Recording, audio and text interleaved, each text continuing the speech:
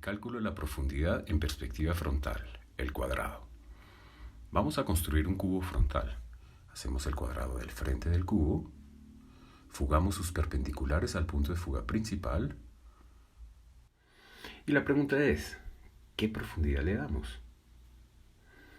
¿La misma medida del frente? No funciona. El mismo tamaño del frente no sirve, porque una superficie fugada se reduce en su profundidad, es lo que se llama el escorzo, y es lo que buscamos. ¿Cómo saber entonces la medida de la profundidad?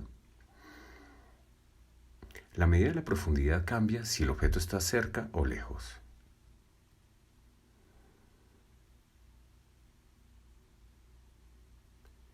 ¿Y cómo conocemos esa medida en el mismo dibujo? Inclinemos la superficie superior para analizarla. Necesitamos este punto para poder trazar el final del cuadrado y tener un cuadrado. ¿Qué solución geométrica nos puede dar ese punto?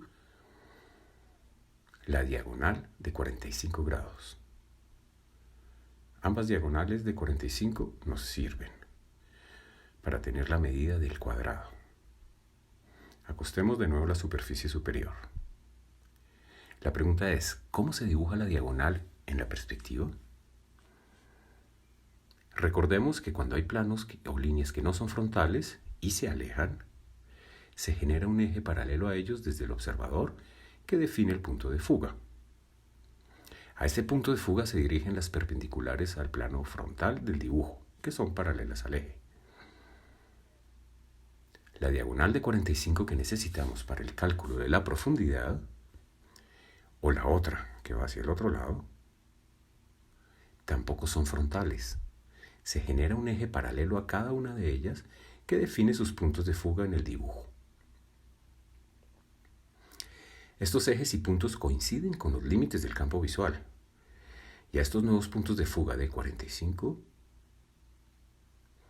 van las diagonales del dibujo, que nos indican la medida de la profundidad del cuadrado.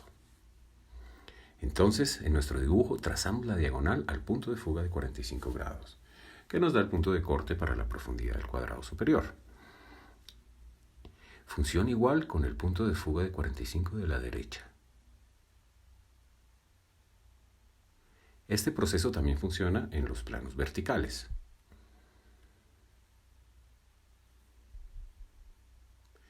Funciona de la misma manera que los planos horizontales.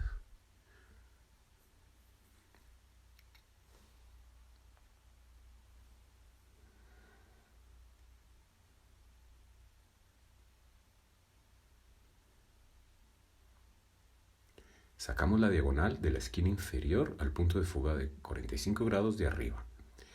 Nos da el punto de corte por donde pasa el fondo del cubo. Es igual si sacamos la diagonal desde la esquina superior del cubo y la dirigimos al punto de fuga de abajo. Coincide igual con los planos horizontales. Bueno, ya sabemos calcular la profundidad de un cuadrado. Pero no todo es cuadrado. ¿Este método sirve para medir otras cosas? Ciertamente sí. Si tenemos un objeto cualquiera, cuya dimensión conocemos por la escala del dibujo, la incógnita será su medida cuando se adentre en la profundidad.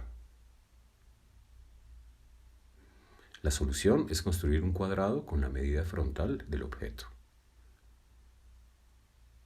Sacamos la diagonal al punto de fuga de 45 grados para encontrar el final del cuadrado y de la medida. Y esta será la medida de profundidad del objeto.